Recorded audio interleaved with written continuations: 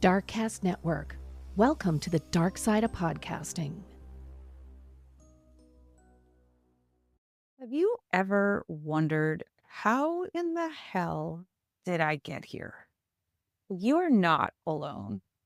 My podcast is called True Crime Connections. It's an advocacy podcast where I talk with survivors of toxic relationships, abusive marriages. We all have one thing in common. How in the hell did we get here? And how do we get out? How do we find our self-worth again? Well, if you feel that way, come check out my podcast, because not only do you get actionable steps to take to help you take your life back, but you can listen to how others have dealt with their own situations, including addiction, suicidal ideation, and low self-worth and respect. We can get you on the right track. Make sure to check out True Crime Connections. See you there.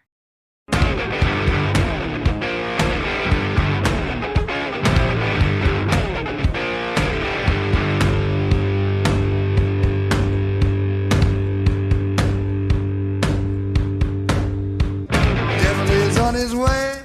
Devil is on his way. Devil is on his way, motherfucker. The devil gonna make you pay. Fall to your knees. Devil is on his way. Fall to your knees. Devil gonna make you pay. Fall to your knees. Devil is on his way. Hey y'all, welcome back to Mountain Murders. I'm Heather. And I'm Dylan. This is episode 593. What? Yeah. That's We're almost at 600 episodes. that is crazy. It's a milestone, bud. It is, and we could not have done it without our incredible listeners. Yeah, they're okay too. If like, hey, they're the best. Dylan, how are you today? Doing great. You seem quite jovial, Yeah, I'm feeling pretty good. exuberant. Nothing's hurting, Okay. right? I woke up feeling great. That's a win. It is. Yeah. Anytime I wake up and I'm not popping and cracking everywhere, that's like that's success. Yeah, no sleep injuries to report. Feeling pretty vigorous, if you will. Accomplished. Have all my things done that need to be done at the That's moment. actually not true at all, Well, but okay. See, that's what I'm talking about. And this right here, folks, is the crabs in the pot theory, right? I'm just right on the lip of the pot, and here she comes trying to pull me back in. Well, considering I did all of this housework today and had to like clean up your fucking snack bowls that you leave behind and your drink cups, and I mean, what is this, a maid service, bro? I No. mean, do you want to talk about? We'll talk about it. We'll discuss. Well, see, now you're trying to bring me down. Look, here's my theory. If it doesn't have any residue in it, I can leave it setting overnight. You didn't have to clean it up. You could have left it there, and I would have got it later.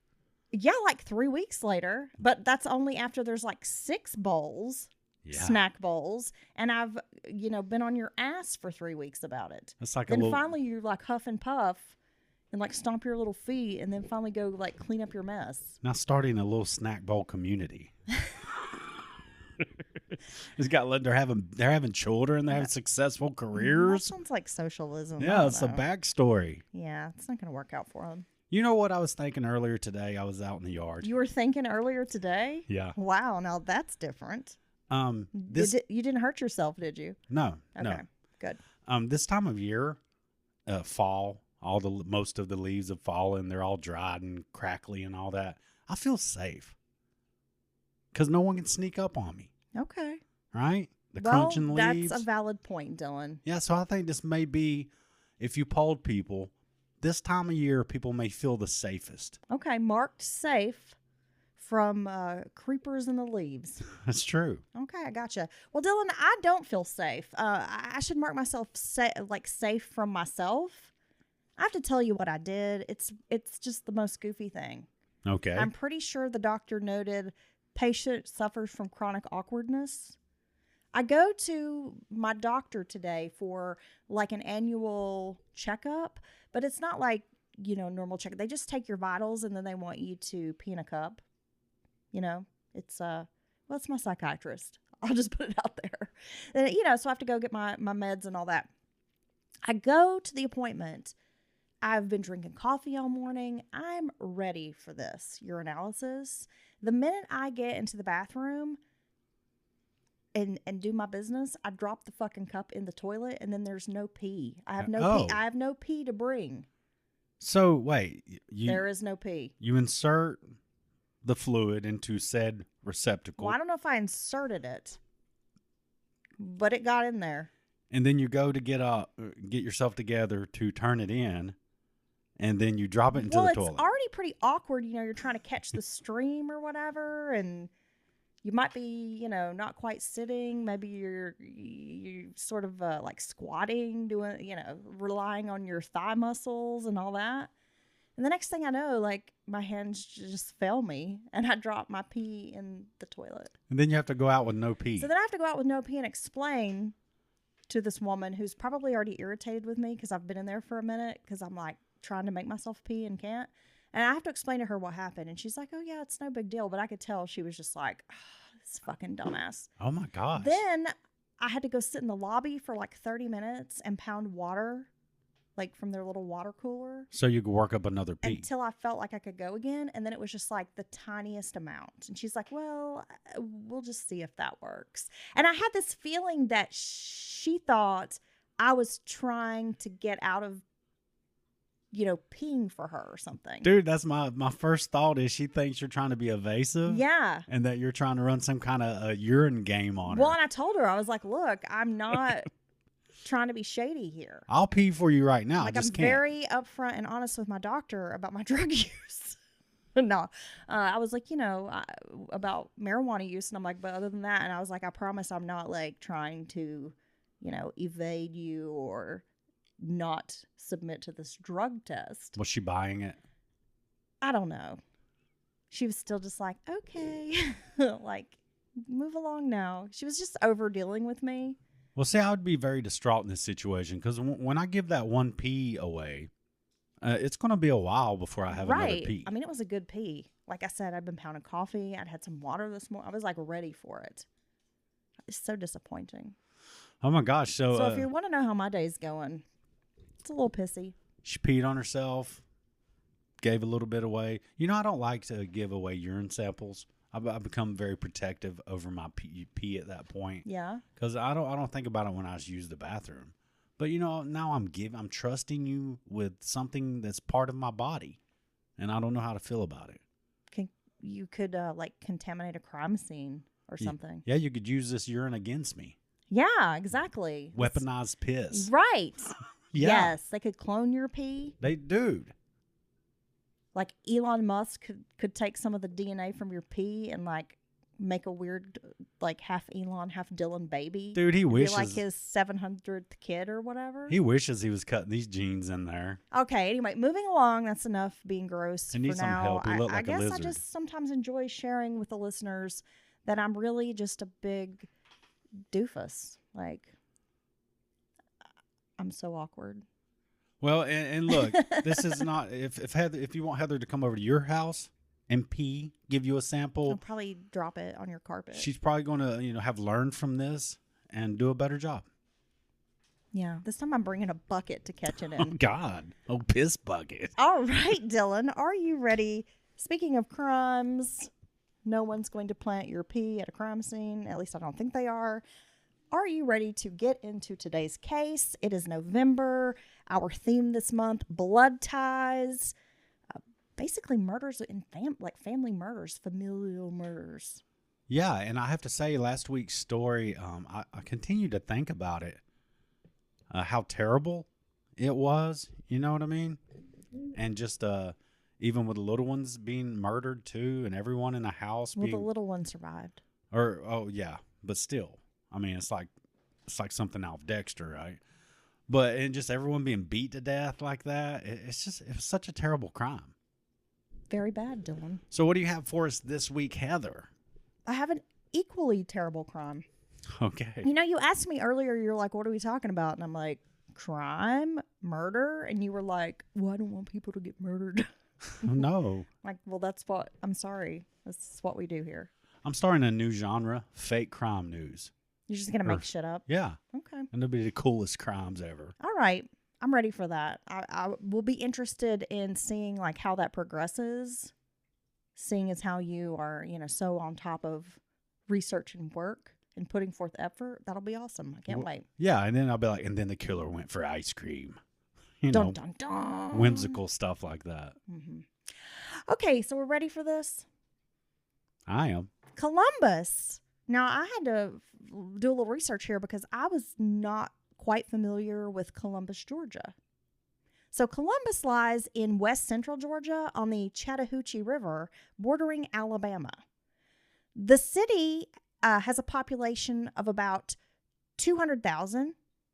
It's located 100 miles southwest of Atlanta. In the early days, the river played an important role in the cotton industry. Cotton crops from plantations were shipped to New Orleans and then ultimately to Liverpool, England. Oh, wow. By 1860, with the introduction of textile manufacturing, the city was one of the most important industrial centers in the South. A softball complex was constructed in 1996 to accommodate the Olympic softball competition. Oh, nice. In 2012, the longest urban whitewater rafting course in the world was built, bringing in about 1.8 million visitors to the city each year. That's amazing. An urban whitewater rafting course? Yeah. Okay. Yeah. You look confused. So it's like a city river. City river, yeah. Overall, the quality of life in Columbus is described as good.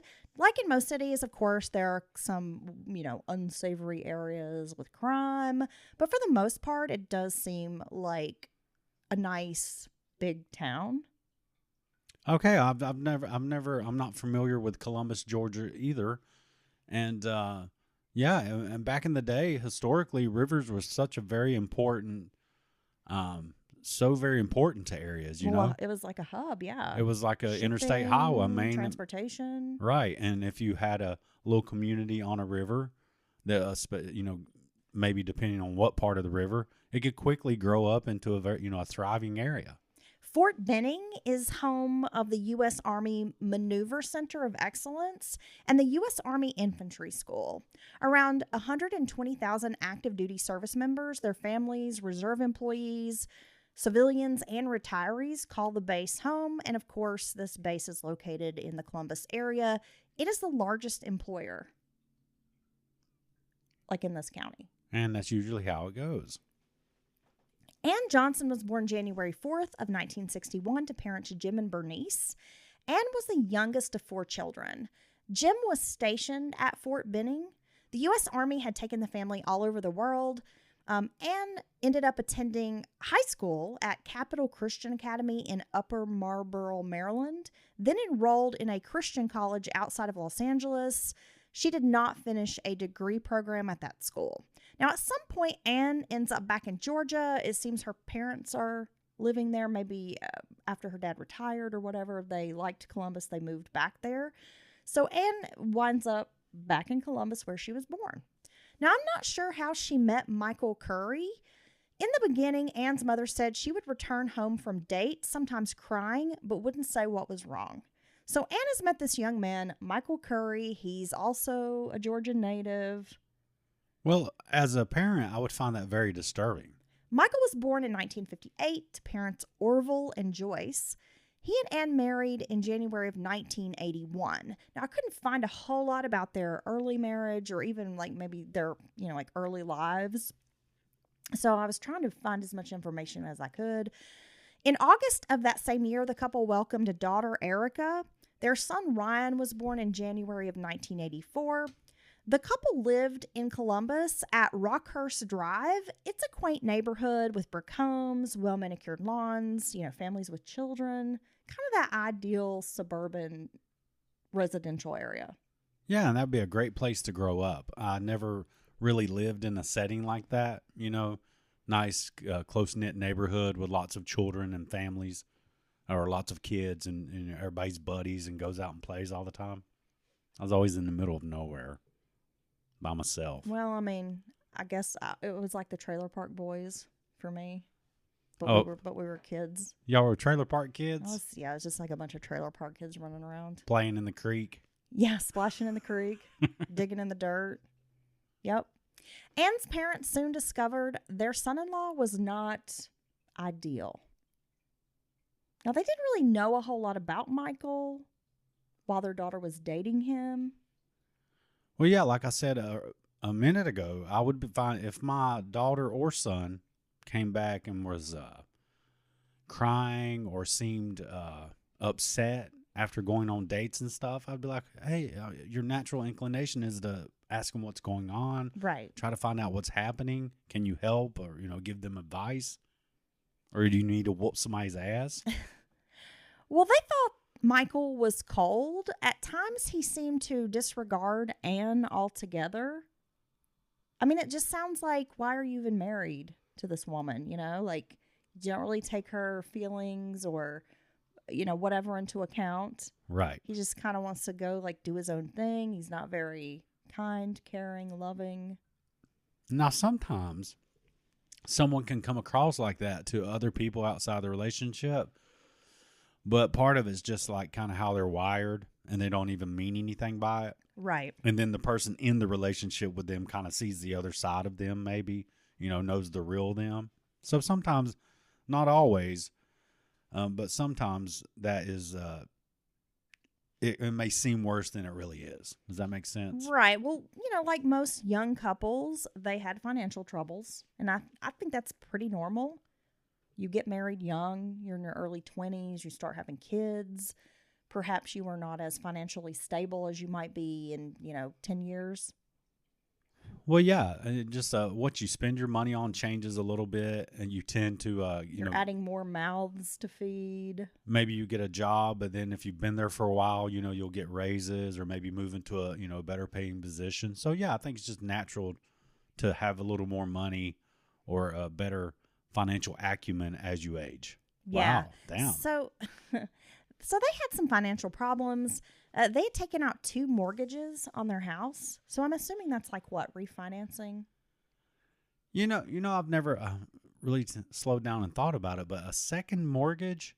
I'm not really sure. Like, is that a whole other thing, or is that like you're refinancing your house? How does that work? Yeah, I don't know. Maybe someone in the know can let us know at mountainmurderspodcast@gmail.com, because I don't know, are you refinancing or do you have like an equity loan out again, against your existing mortgage? Or do you go take seriously like another mortgage loan out? Like, I Yeah, don't like know a how full-on that, second yeah, mortgage. I don't know how that works. I'm clueless. So somebody please fill us in. Maybe it's a line of credit tied to your house. I don't know. So they have these 2 mortgages. Their old car died, so they had to go get a new one. I mean, it's just like normal life stuff. One thing after another. I mean, we we still feel this way sometimes. It's like this week you got to get new tires. Next week it's an oil change. The week after that you got to get a plumber out to the house. Yeah, and especially Then you're sick and you miss work for 3 days. I mean, it's just always something, right? I mean, not even to get into the conversation about the economy and all that nowadays, but I think it might be better for young people, especially in the very beginning, to not own a home, because it comes with a lot of responsibility and a lot of cost, right? It does. It may be a better position for them to rent at first, a small, quaint place that's semi-affordable as it can be. And because, I mean, gosh, some of the systems in a home, I mean, what if you discover termites and you need a $10,000 termite treatment, or your HVAC system goes to shit? Your electricity is old as hell, so you have to get the entire house rewired. Yeah, I mean, that actually happened to us. Or a years ago. roof nowadays apparently can be, insane amounts of money. And yet one of those things happening can really set you back. Or how do you even cover it? I mean, like right now, if I had to scratch up 25 grand, I couldn't. Jeez. Yeah, I know, right? I mean, yeah. I would say a good bit of people can't, Dylan. Right. In today's economy, most people are living paycheck to paycheck, but I don't even know if that was true of this economy. I just think that's kind of been a thing, right, for years. I mean, here we are in the 80s, and you've got this working couple, and they seem to be struggling, financially. So they go buy a new car. I mean, it was just kind of like boom, boom, boom. They're taking the hits. By 1985, Anne was pregnant with their 3rd child. And they're spitting kids out left and right, too. Anne had worked a night shift job so that she could take care of the children, like, during the daytime. It doesn't seem like they could afford childcare. She was trying to save money. Michael was employed at the Bradley Center, a psychiatric treatment facility where he was a maintenance supervisor. At the time of our story, Anne had spent a week in the hospital. So it was, I guess, about 3 weeks before our story takes place. She was hospitalized with, issues with the pregnancy. She was 8.5 months pregnant in August of 1985. She started having some labor pains, and Michael refused to drive his wife to the hospital. She had to call her parents to, pick her up and take her to the hospital. Well, that's kind of weird, right? Well, yeah, that's your husband and the father of the child. You would think that he would be concerned. Yeah. Want to be involved. Well, just be worried about you and the unborn child, about your health. Are you okay? Is something happening? No one wants to go sit in an emergency room. No one. But when you love someone, that's what you'll do. Yeah, you go sit with them. For hours. Yeah. Well, it depends on the emergency room. Well, you know what I mean. She was ordered to take bed rest. Anne was prescribed a medication which needed to be injected to avoid blood clots. So I'm not really sure what was going on with her, if she had some kind of preeclampsia, but it sounds like she was having complications with this third pregnancy. On August 29th of 1985, 27-year-old Michael arrived home from work around 5:30 p.m. to find his family brutally slaughtered. Oh my God. An emergency call was placed from a neighbor's house. When law enforcement arrived, they found the bodies of Ann Curry and their children deceased. Damn. What a horrible scene. Horrible scene, Dylan. Ann and 20-month-old Ryan were discovered in the family's den. Ann had lacerations and puncture wounds to the head, neck, and upper torso. She was nearly decapitated. Now, she has a 20-month-old. She's 8.5 months pregnant, 8 months pregnant. And what's the age of the other? 4. Gosh. Damn. Just little stair steps. Man, that's tough. That is hard to take care of all those kids those age and be pregnant. And you're having complications. Gosh. Well, your kids are kind of spaced out. Yeah, they're about those ages, right? So they're about a few years apart. Right. So you probably, you had 3 kids probably under the age of 5, 6 in the house at one time. I mean, that's got to be a lot of juggling. Right? Yeah. Working, taking care of kids, adding a new kid to the family. I mean, it's a lot. It's hard work, It's hard work. We're going to talk more about their injuries when we get to the autopsy report, but I'm just kind of giving you a rundown of what happened here. She also had a deep puncture wound to the left temple. The boy had lacerations on his head. There was also bruising on his upper torso. In the kitchen, police found the body of 4-year-old Erica. She had several lacerations on the head and face. An autopsy will reveal that Erica and Ryan died of skull fractures. Damn. Now, who in the world comes to a house and kills a pregnant woman and her children? A demon? Yeah. A damn demon, Dylan? I mean, there's just, it goes against our innate, inherent need for civilization to carry on. You know what I'm saying? Even the hardest, meanest criminals typically have a code. No women, no children, right? Some of them do. I mean, a lot of times. I just don't know how you could live with yourself having done that. No. And thinking about, you've got to think about that, right? If you're a perpetrator, you've broken in a home or whatever, you've killed a mother and her kid, a pregnant mother and her 2 small kids. You got to think about that, right? That's got to haunt you unless you're just a damn psychopath. Well, I guess you might have to be to do something like that. I just don't even know how you'd live with yourself. And you might not think about it at all. Anne suffered massive blood loss, resulting in her death. The Curry's unborn child also expired during the attack. Police locate a bloody weapon in the living room.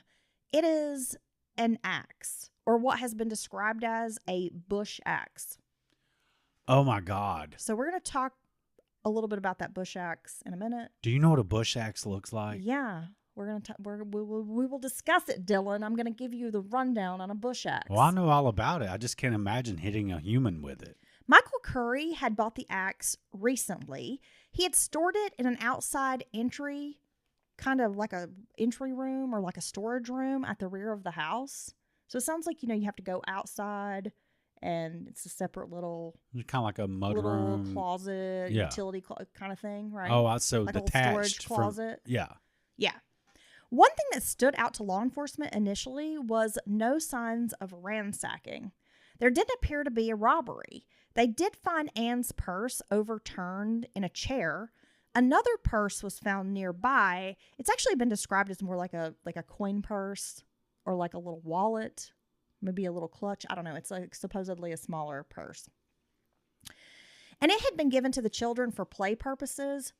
Well, that's what I was about to say. That's probably the little 4-year-old's little Pocketbook. play purse. Yeah, she got a little pocketbook. She wants to be like mama. Yeah, it's like her mom's old purse. And, so she's passed it on to Erica. I'm sure the child was playing with it. She probably got some gummies in there or something. Well, there was no known money in that second purse because, again, it's a child's toy. She didn't have a job. And according to Michael and other family members, yeah, she was unemployed. Looking, though. Very, very looking.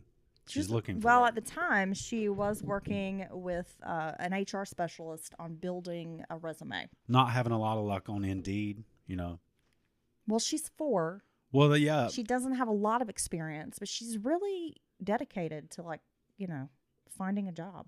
And eating snacks Okay, enough. and watching her favorite shows. We're being silly, but this is a little girl. I mean, No, this is is a fucking terrible terrible. situation. A I mean, I horrible remember my daughter playing with purse. She would love to put on a pair of sunglasses, usually kind of like upside down, and then get your purse, clomp around the house in 2 big clippity clops, high heels, Right. right? Pretending to be grown. Tripping over the shoes because they're so big. So again, we don't really have the appearance of a robbery. Undisturbed were items of value: a checkbook, a television set, a stereo, which in the 80s, those would have been prime items to take. Well, yeah, that's the kind of stuff you can grab. Electronics back in the day had a lot of value. They were easy to move, right? Go to any pawn shop or sell it secondhand to someone. The doors and windows were locked. A trash can was overturned in the kitchen, which blocked a door. Seems like there was a side door from the driveway that you could enter into the kitchen. Right. Right? So there's a trash can blocking that door. In the den, a multi-pane glass door was broken from the inside, yet the door was locked with a deadbolt and a handle lock. We're going to get to more of this in a minute. So it's broken from the inside and the glass flies outside. Yes. Okay. I see. And like I said, we'll elaborate on that in a few minutes. The outside temperature was in the high 80s that day. It's late summer. It's southern Georgia. Right. It's hot as hell down there. Hot and muggy. Humid. Yeah. Oddly, the thermostat in the house had been turned up to the highest setting. So the temperature indoors registered at 90 degrees. Damn. An investigation is launched immediately. Of course, detectives want to speak with Michael Curry. He explains he had spent 3.5 hours that morning shopping for a fan for the Bradley Center. He produced a receipt showing a purchase was made at a Kmart on Macon Road at 12:55 p.m. 3.5 hours? Yes. That's a long time to shop for a fan. Well, again, we're going to get, I'm just kind of giving you the story up front, the case up front, but then we're going to break it down. Okay. We'll be discussing these things further, Dylan. So just bear with me. Hold your tater. I just don't like to shop that long. Anne and the children had visited her parents at their home at 4416 Fairview Drive. Ryan was left with his grandparents while Anne and Erica went shopping that morning. They'd gone to Sears to buy a birthday present for a child. There was a party that afternoon or that evening that Erica was going to attend, this birthday party. So they went to get a present. Okay. Twice in 2 weeks we've talked about Sears. Good old Sears. You could get anything. It's true. They returned from the shopping trip around noon. It was probably like 12:30 or so that Anne left with the children, and the drive from her parents' house to the Curry home was about 7 minutes. She lives pretty close to her parents. Okay. Not that far away. Around 5:30 p.m., a man named Paul Grable Jr. had arrived home from work. As Grable was entering his parents' house, he spotted neighbor Michael Curry, like approaching from across the street. But they don't really, he doesn't really know the Currys that well. No one in the neighborhood does. Everyone kind of considers them to be really private. They keep to themselves. Yeah, well, I've had neighbors like that before, and you can just wave and keep it moving. Right. So he sees this guy like crossing the street, and he's not really thinking anything about it, or like, this man's coming over here to talk to me, because again, like, they've probably never spoken, right? So as Grable steps inside his parents' house, he hears a loud banging on the door and turns around. He sees Michael at the door, appearing to be in distress. So as soon as Grable opens the door, Michael collapses. Kind of like collapses in his arms. Oh my gosh. Right? And Grable doesn't know what to think. Michael seemed to be out of breath. At first, Grable considered that Michael might be having some kind of medical emergency, like a heart attack. Well, he's just trying to figure it out, right? He has no idea what's happening. Right. Here, you see your neighbor kind of coming your way, who you don't, it's not like your buds or, close in any way. And then next thing you know, they're banging on your door and they just fall out in your arms. I wouldn't know what to think. Then in a hushed tone, Michael said, "They killed my wife and kids." Okay. Like almost in a whisper. So of course this guy's like really confused. And when he hears this, he runs to find his mother in the house and tells her to please call 911. The mother places the call at 5:34 p.m. Grable returned to what I'm imagining is like the living room to find Michael hanging onto a chair, like clinging to a chair. Okay. He was rocking back and forth, kind of erratically. And when he saw Paul, he screamed. Now, okay. Now, everybody acts different in traumatic situations, but I'm pretty sure I'd have been running, screaming through the neighborhood. Someone, please help me. But maybe that's just me. Well, if you're in shock, I'm not sure how you would behave. Well, that's true. We'll give the guy a little grace here. It seems oftentimes in these situations, Dylan, people describe a surreal feeling, or like they're almost having like an out-of-body experience. Like they see it happening like a movie, but they can't connect the dots that, no, this is actually happening to me in real life. Well, I guess that makes sense. Right? Because your brain wouldn't want to admit what you've just seen. Right. So, again, we know people react very differently in these situations. Now, Grable attempts to comfort his neighbor. He didn't expect what happened next. He's just trying to be like, "Hey, buddy, it's He's like, okay. are you okay? You all right? You want Whatever." some water? Michael jumps up, grabs Grable, and shoves him against the front door. And in this clash, both men hit the door, and the door ended up like leaving a hole in the wall behind it. Well, hold up, like the dog. little handle. Yeah. Made a little hole in the wall. Yeah. That very thing has got many a angsty teenager in trouble from slamming doors. Oh, yeah. Oh, yeah. He's yelling, "They killed my wife and kids." Grable explained, like, "Look, I'm trying to help you." Yeah, my door didn't do anything to you, bro. He then moves Michael back to the chair and kind of sits him down there. Like, sit your ass down until police get here. Yeah. Right? It didn't take long for law enforcement to show up. When police arrive at the Grable home, they find Michael inside. At this point, he appears like he's calmed down. When they ask what's going on, Michael tells them, "I've come home from work and my family is dead." According to the police report, Michael jumped up from the chair. He started screaming, kicking, and cussing. Not sure what is happening, an officer cuffs Michael Curry and calls for an ambulance. Oh, he's out of control. Yeah, like, and it just seemed like a switch had flipped.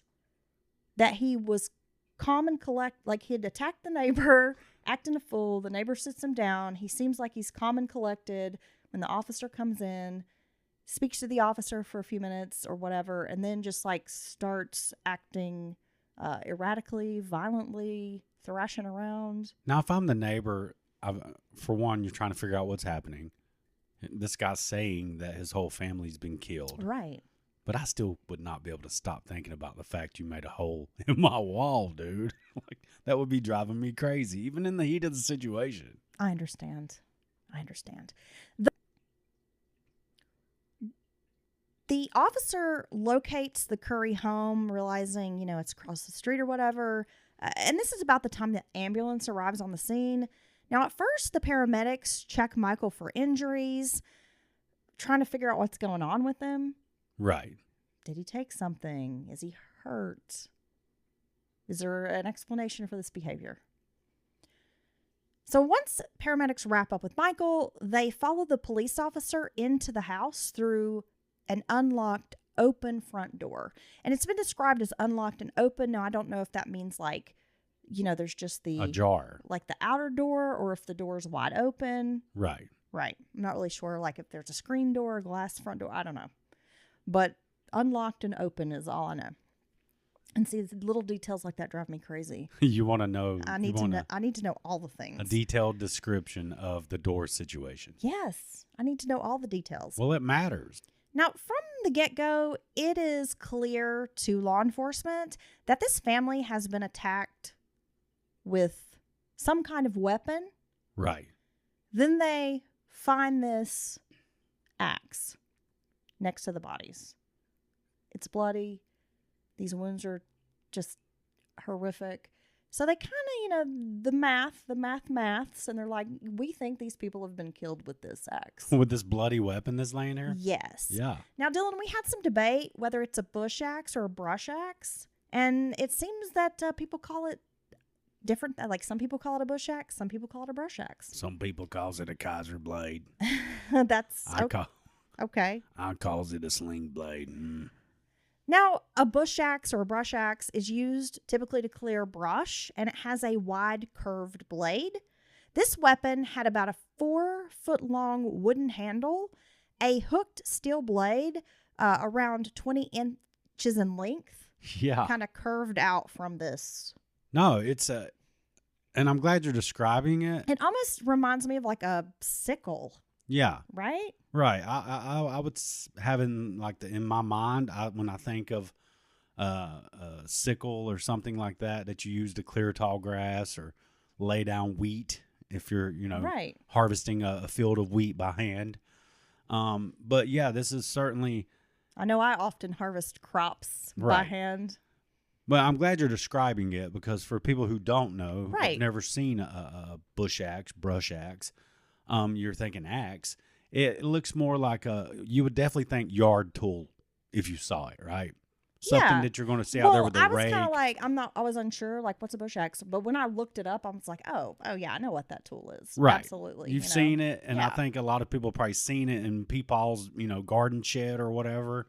And it's just a big, long wooden handled, but the head on it is the part that is making my skin crawl when describing that this is what's been used to hit people, let alone women and kids, because it's just a big, nasty, it's the kind of thing you could take a good swing and cut like saplings, but you can cut them down all the way at the ground, kind of thing. Or, sharp as hell. Or even kind of under the ground, you can take a whack and then just pull the little trees and stuff up.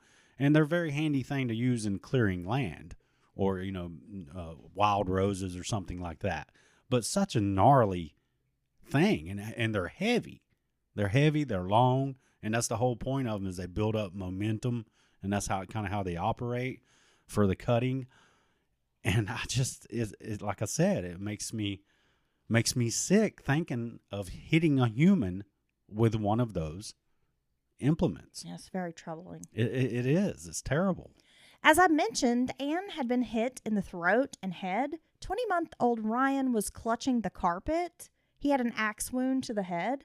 Just the image of this poor baby lying on his stomach, clutching has his hands like gripping the carpet, Oh my God. and he's been hit and wounded. I mean, it's just so heartbreaking. It's terrible. Erica was found near the door in the kitchen. It appeared to law enforcement that the little girl had tried to escape out that kitchen door. She had been hit in the head so hard that her palate, teeth, and glasses were found in pieces across the floor. Oh my God. I know. It literally makes my stomach like flip-flop to think about that. This poor child. Well, and that's the kind of damage this This is just vicious. this tool would do to the human body, because it's like a melee weapon with an edge on it. So cruel. A detective named Ricky Boren arrived at 5:55 p.m. Now, he tells officers to take Michael down to the police station. They, examine the scene. They collect their evidence. And eventually the bodies are taken to the coroner's office. They did try to save Anne's unborn child, but the coroner was not a medical doctor. He had hastily started trying to help because he's realizing like time is running out here. We've got to do something to try to save this baby. No, I have no idea how long a developed, almost ready to be born baby can exist in the womb after the mother's expiration. Well, I don't either, Dylan, but he was, like somebody's got to do something. It seems like there might be a chance. But by the time the coroner was able to remove the infant, the baby was already dead from lack of oxygen.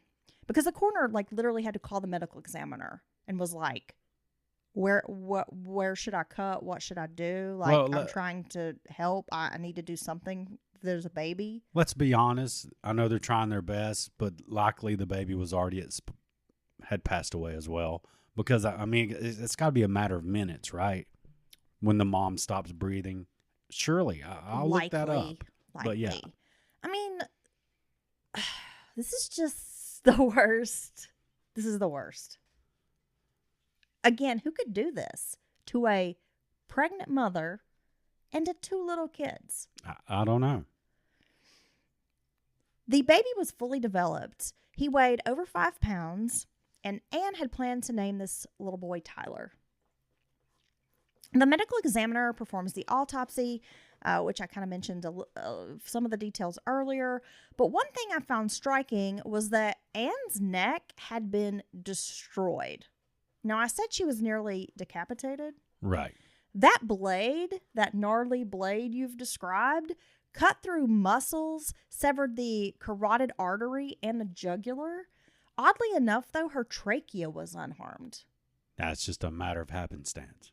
This woman and her children died in the most barbaric way. It's honestly one of the worst cases that I think we've covered in a while. The Glenn County massacre was pretty bad. But, anytime you're throwing children into the mix... Well, yeah. That's just it's too much for me. Well, now you have a pregnant woman and her two kids, small children. Yeah. There's everybody's life matters, obviously. Yeah. But it's just something about, and that's like I said, I think it's our nature to see that is the future. You know what I mean? The future of mankind, right there. In that group. Yeah, and I think you kind of stated that it goes against nature. It goes against nature. And I do think it's like every fiber of your being just knows that's wrong. Yeah, but even another woman would kind of, jump in front of a pregnant woman. It's just something about that you know what I'm saying? That they need to be protected. They're with child. Yeah. It just makes sense. Now, it was originally thought that the time of death was between 2:30 and 3 p.m. As police searched the home, they concluded that Anne and the kids had entered into the house from that kitchen side door located next to the driveway. The purchase from Sears was still in the car. And remember, I mentioned the shattered glass on that back door? Broken from the inside? Yeah, well, the glass was found outside, so that meant someone had broken it from the inside. It was determined that the perpetrator had not entered through the back door. The broken window felt staged. Okay. Pretty soon, detectives, investigators are like, yeah, this whole scene looks staged. The overturned purse, this broken window. Yeah, but I would say with the broken window, my first thought was it could have gotten broken when someone's swinging this damn axe around in the house. Possibly. Right. They were unable to recover any physical evidence from the door. There was no fingerprints on the door at all, no fingerprints on the glass. So even if a perp had maybe tried to come through that door, there was no proof of it. Well, they could be wearing gloves. They could be. Another odd piece is some of this missing forensic evidence that they did not find on the axe. The killer had worn gloves or wiped the handle clean because there were no fingerprints. There were no bloody footprints inside or outside the house. And it sounds like these people, these children, this mother, were just beaten. It's gruesome, and there's a lot of blood. Right. It's very strange to me that there were no, footprints left anywhere. Right? Well, and the weapon is a weapon of opportunity because it's already on site at the home. It's typically kept in what sounds like a utility closet out on the exterior of the home. In the back of the house. In the back of the house. But that's the thing. How did someone know they would find a weapon there? Right. Yeah. No, but that can happen. And usually weapons of opportunity like that, from my experience, have been when you disturb someone who is robbing your house or something. They just grab something and hit you with it, right? When Detective Boren began interviewing Michael Curry, he learned that Michael had left for work around 7:40 a.m. that morning. It had taken him about 10 minutes to get to work. And as I mentioned, he had left at 9:40 a.m. to go shopping for a fan. Michael said the medication room at the center had poor ventilation and that they had tasked him with finding some kind of fan to go in this office space or into this room. He had gone to Sears to see what was available. After leaving Sears, Michael went to the Columbus Square Mall, which was being remodeled. And the way he worded it was almost like he just went to the mall to see what they were what kind of remodeling they were doing. He just kind of went to check it out. He then went to the Peachtree Mall's Montgomery Ward store. Michael didn't find a proper fan at any of these locations. Finally, he ended up at Kmart on Macon Road. So after spending 3.5 hours shopping for a fan, he finally made a purchase at 12:40 p.m. But Michael had to fill out some credit forms for the Bradley Center, which took about 10 minutes. So it ended up being about 12:55 when he wrapped up at this Kmart. All right. I mean, this guy is invested in finding the perfect vehicle to circulate air. Well, it's, either he is a most wonderful employee and wants to just do everything right, or maybe he's just taking advantage of being able to leave work for the day. Well, yeah. And get out and about and maybe do your own shopping while you're looking for a fan. Maybe go grab a coffee and walk around and have a pastry, Hey, I want to go check out that new mall that's getting remodeled. Yeah. All under the guise of, I'm working here. Hey, I'm working. Trying to buy a fan over here. It's hot over here. I can't breathe over here. The medicine needs some ventilation. How can you take here. your medicine if you can't breathe? You know what I'm saying? Are we offending people somewhere, you think? Probably. Hey, I'm pretty sure that just our existence offends somebody out there. Hey, I'm sweating over here. You need a fan over there. Okay.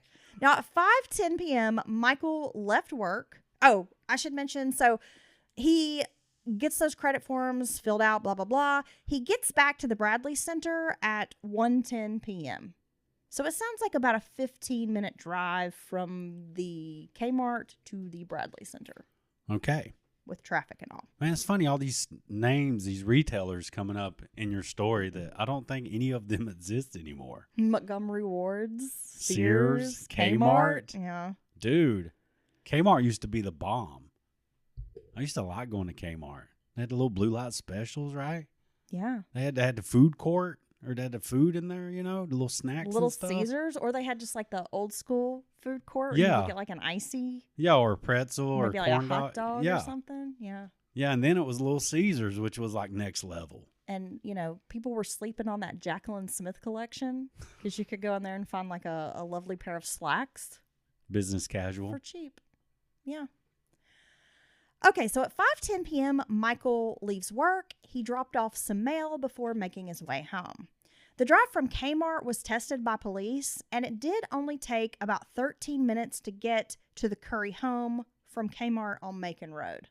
So they're just kind of like driving around, seeing these different routes and how long they take. Well, they're sounds like they may already be thinking something. They're kind of maybe vetting this alibi. Right, which they need to do to see if it holds water. It's leaky. It's got holes. It don't have no solid lining inside it. Oh, God. Now, over the course of the interview, Detective Boren found Michael's behavior to be a little strange. I mean, he's investigated a lot of homicide cases. He's a seasoned investigator, seasoned detective. So I'm sure he's been in the box with a lot of family members, relatives, loved ones, spouses who've lost their wife and, maybe not their wife and kids, but, have lost a loved one. Yeah, and everybody can act differently, but I'm sure you get a general feel for the situation. Well, yeah. I mean, he definitely was like, something's up with this guy, right? Instead of being distraught, as one might expect, Michael was behaving suspiciously.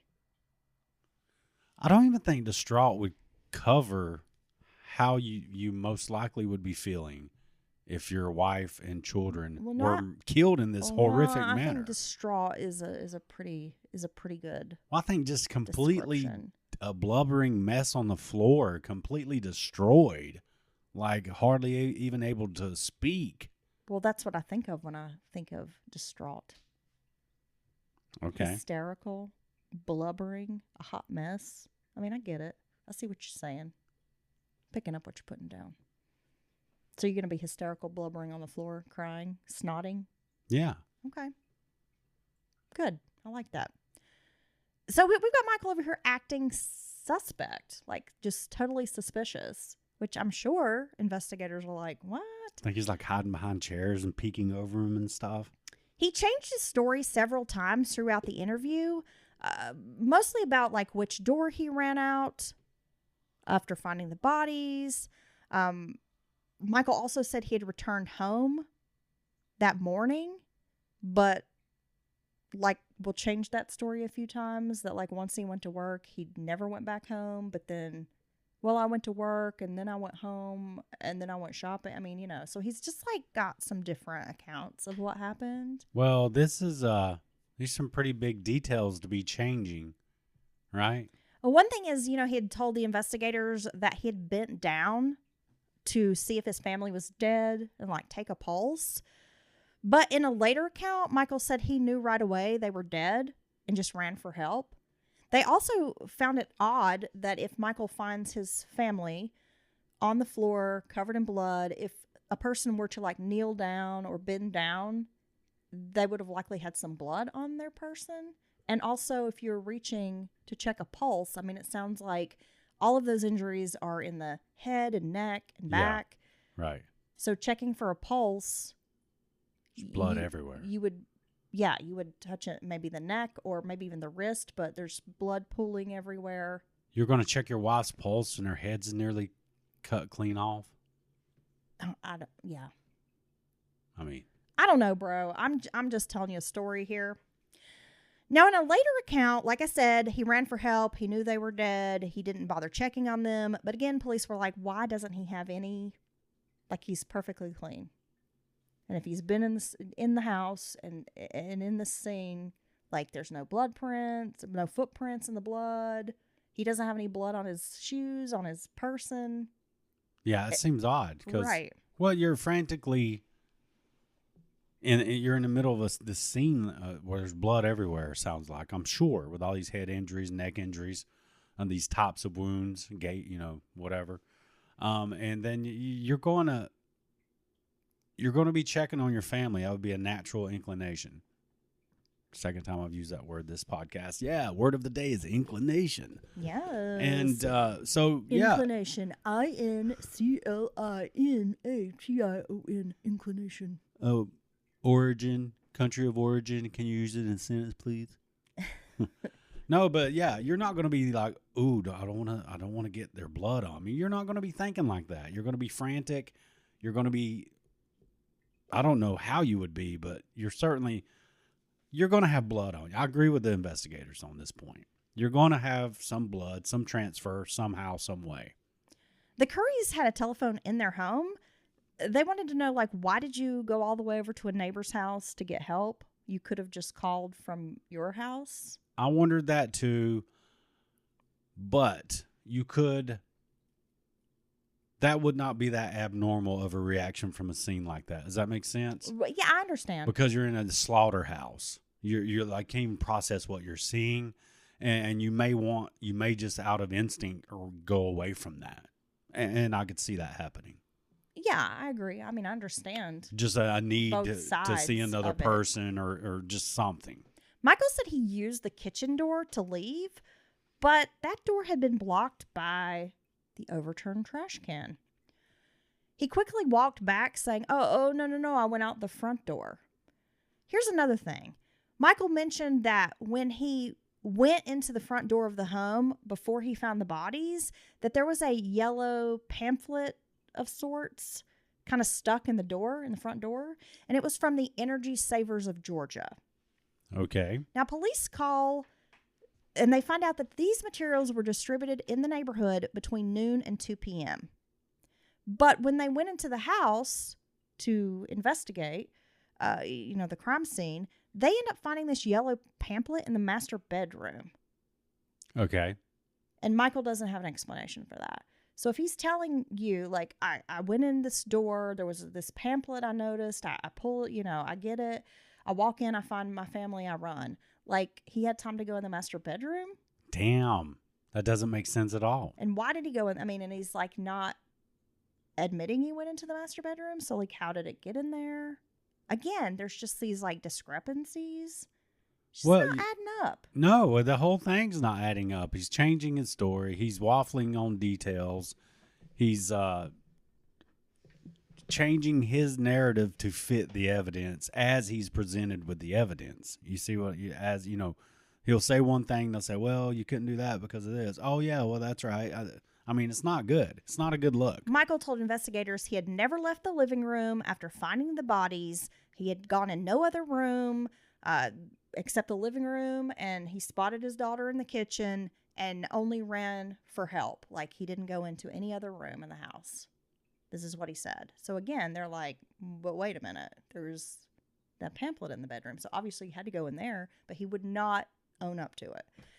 A detail Michael shared with police, and this was later confirmed by Anne's mother, is that Anne had received some kind of obscene phone call recently. But otherwise, the couple didn't have any issues with anybody. I mean, he didn't know who would want to hurt his family. Anne didn't have any beefs. She had no issues, no haters. She was not locally hated, Dylan. Just a heavy breather. When asked if the couple had marital problems, Michael was vague. He only mentioned that they did have some financial issues. Right. Right. Now I'm gonna call women and be like, what you cooking? When we gonna eat? What you got on that stove? What's it smell like? What's under your pot's lid, girl? Are you using whole food ingredients? Yeah, open up that pot. Let that steam come out. What kind of seasonings you sprinkling on it? You got some rice? Yeah, I want some rice. Well, you're about to have some. Yes. I got some red beans in the crock pot. I'm about to make you some homemade red beans and rice. That sounds so good. Put some andouille in there, some fucking peppers and shit. About to party. You can put peppers in it? Of course. Damn. All right. I'm a good Cajun cook, bro. Back to the task at hand. So here he is. We're going to call him the Waffler, right? Law enforcement learned that Michael had struggles with drugs and alcohol, including heroin, speed, cocaine, PCP, and marijuana. Damn. But in 1979, he had spent time in a rehab facility, and was drug-free. He only smoked weed sometimes. So, yeah, he did a lot of drugs in the past before he married. All the drugs. But now he's cool. That's pretty hardcore stuff, dude. Oh, man. PCP, Oh, heroin. come on, man. That's nothing. What are you talking about? You can buy that stuff down at the Kmart.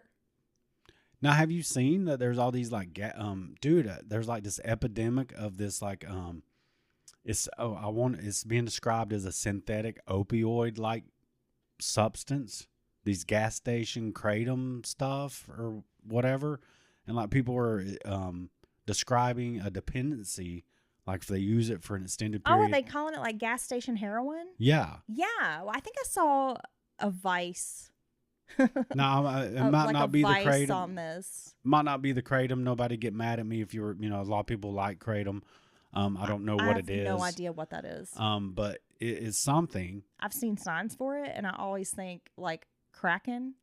And then I'm like, kratom, is that like Kraken's cousin? And it's made out of a big, squid? Release the kratom. Yes. Okay. I don't know. That's my brain. But yeah, it's scary. Like you've seen these people like go into financial ruin and ruin their lives over buying this thing that's sold at a gas station. I mean, it's very weird, right? Of course, I mean, alcohol and tobacco are sold at gas stations as well, but I don't know.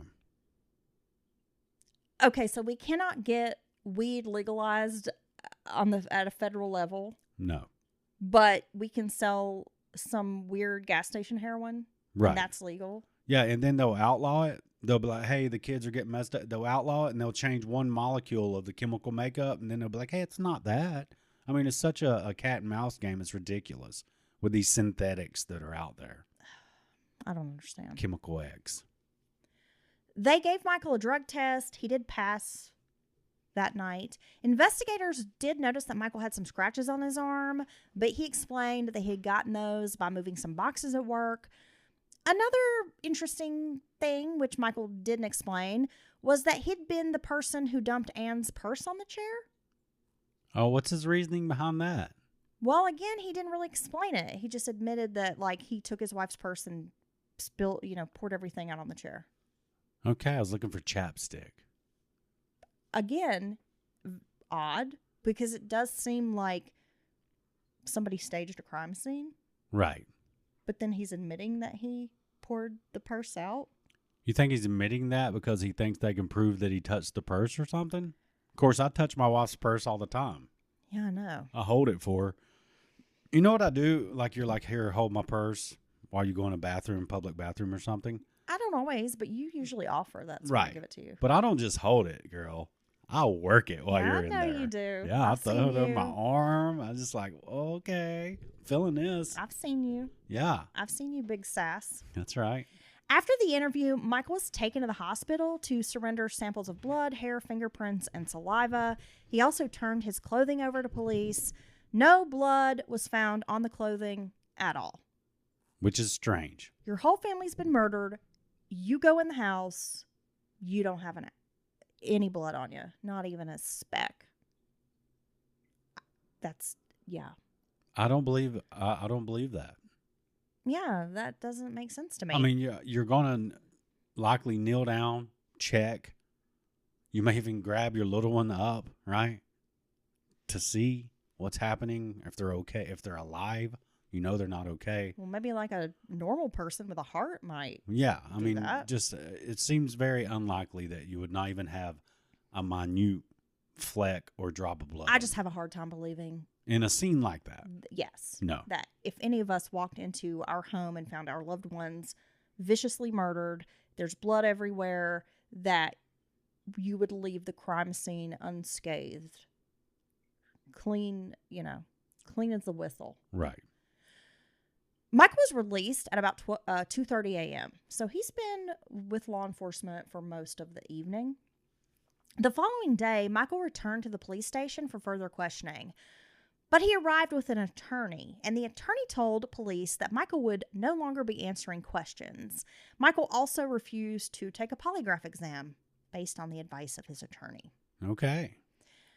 All right, so Anne's mother was interviewed, and she couldn't recall the exact time that Anne had left her house with the children. Now, she initially said she thought it was about 12:30 p.m., But Mrs. Johnson had been watching a television program that ended at noon.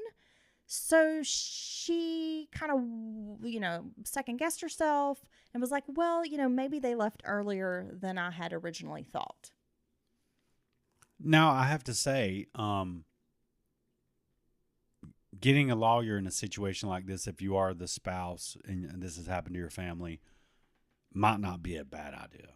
Yeah. Right? I mean, I'm not faulting him for, All the rest of it sounds sus, but that is not, that certainly sounds like that. Honestly, I mean, how many stories have you heard where they just got it in their head that is their person, and they manipulate the evidence and everything to fit their narrative and their idea, the prosecutor, the investigators.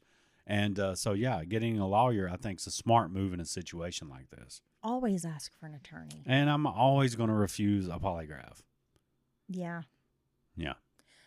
I've been watching a lot of the first 48. I've been binging it. Yeah. These old episodes. And, no one goes in the interview room, suspects, no one ever asks for a lawyer. And then they just end up spilling the tea. And the next thing you know, they're in cuffs and, right. on their way to jail or, Pound Town, whatever you want to call it. Pound Town. Yeah.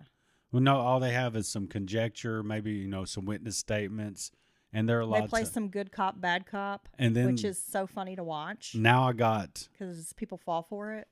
Now I got a full confession from you. Yeah.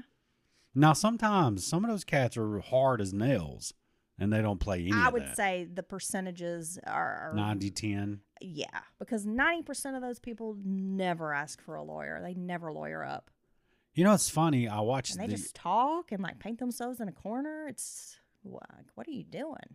From us and our listeners, very savvy on procedure when it comes to investigations and interrogations, things like that.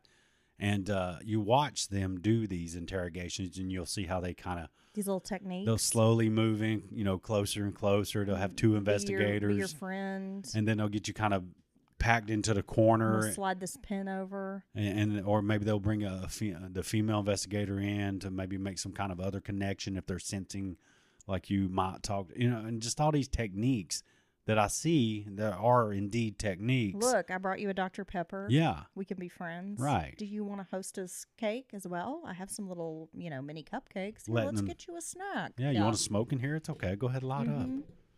And then boom, they crack them. Just hang tight for a minute, okay? Just hang tight for a minute, and then next they come back with a murder warrant. Yeah. Cuff you. Yeah. We'll be right back. But no, none of that's going to work on me. That's my point. Because I see you. A game recognizes game. You know what I'm saying? I would start scooting closer to them as I'm talking. Yeah, you wasn't ready for that, were you, Doc? See, I think I would have to fuck with police a little bit because, if you've got me in an interview room, most likely I've not done anything. Because most likely? It's really hard to commit a crime when you never leave your house. Right? So I think I'm pretty safe. I'm marked safe from committing crimes today. So I would just kind of be like, there's no reason for me to be in here. So I would just do the chunk thing from the Goonies where I just start confessing all the bad things I've done since I was a kid. Oh, like lying about Michael Jackson using your bathroom? Yeah. And then I went to Godfather's Pizza and I hear all the pieces and I threw them everywhere. Yes. One time when in 6th grade? Yeah. That'd be pretty good. Yeah. That'd be pretty good. Okay, so back to our story. This meant that Anne likely arrived home at 12:30 or, maybe just before, since her mother's unclear and she was watching that TV show. And, that's the thing. It's really hard, I think, for most of us to pinpoint times of day. I mean, if your kid stops by or a neighbor speaks to you or whatever, the mail truck goes by, most of us are not exactly looking at our watch, clocking it.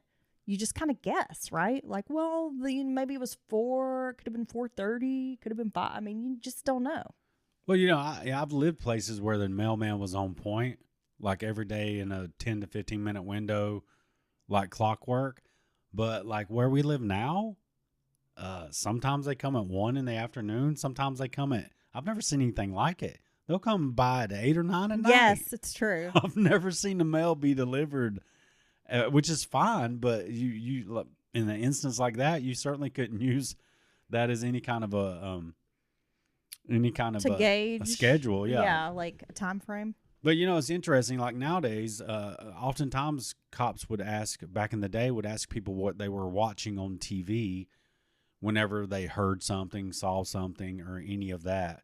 And that could really help them because everything was scheduled and they could, contact a Smart. local station and know exactly to the minute That when if you were watching a commercial break or all that stuff. Yeah. But nowadays, that's just not the case because everybody streams. You were watching Carson late at night. Yeah.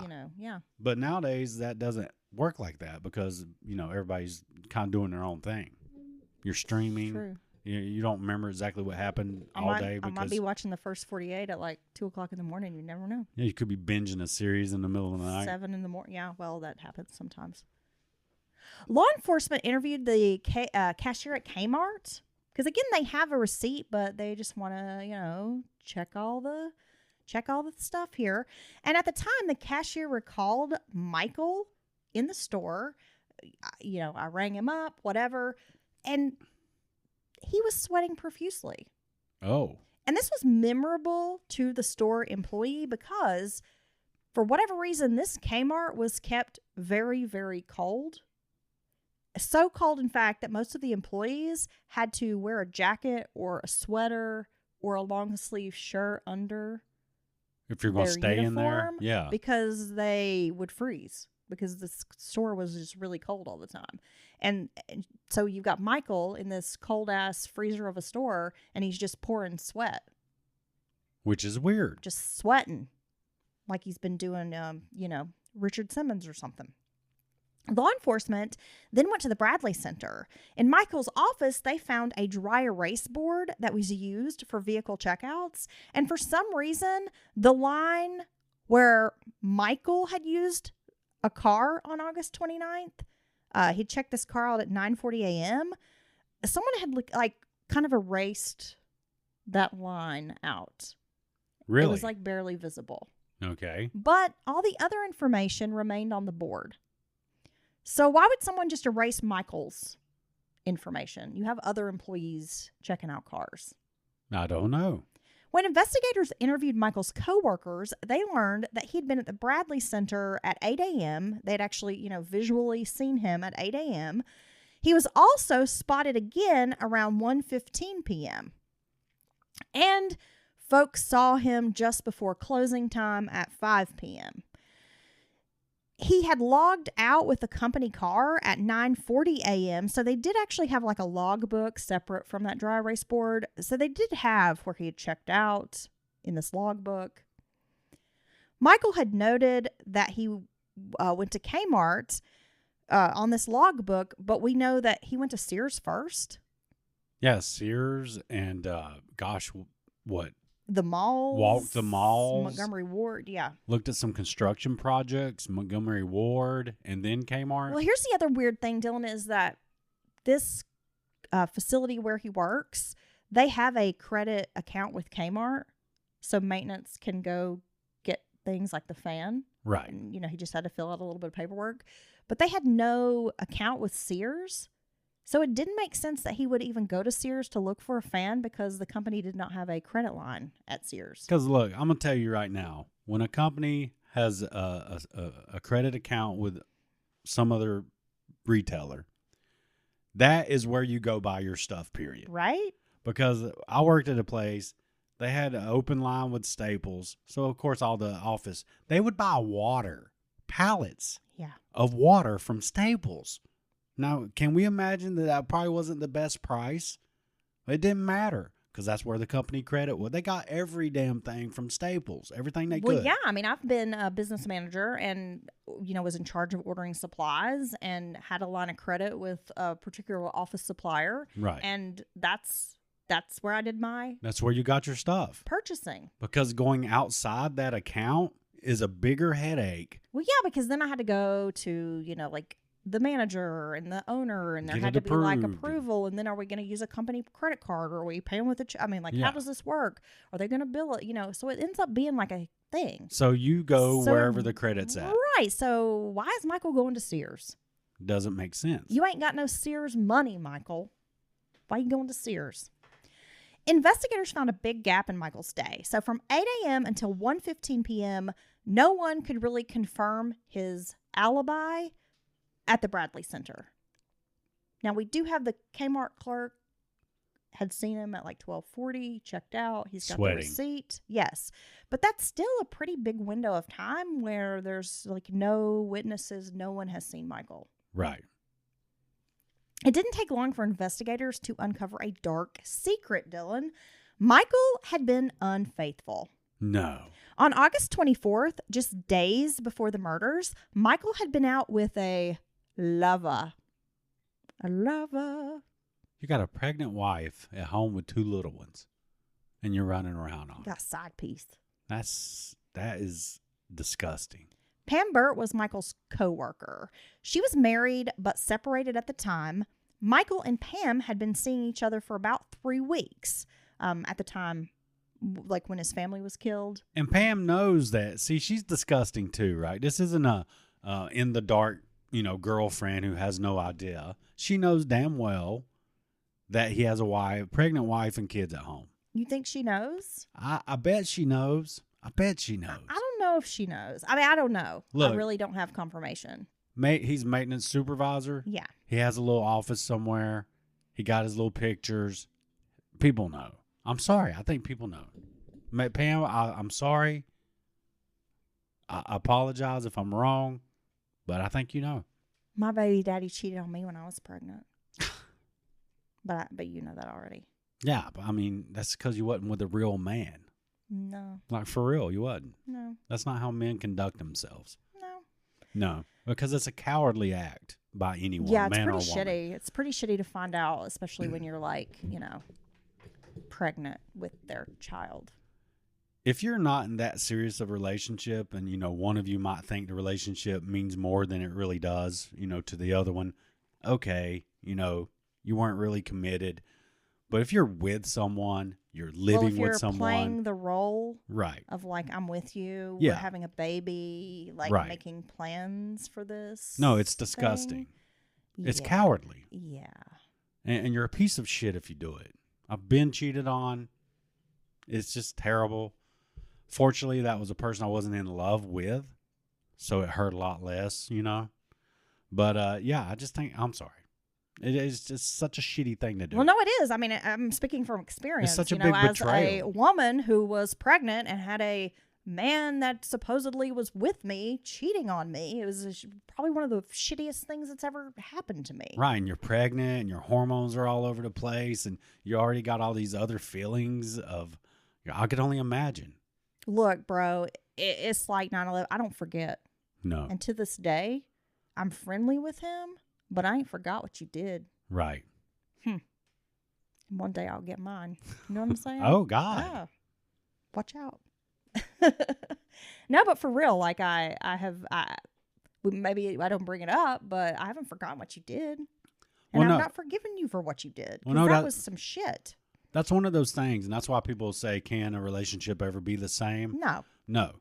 You can stay together.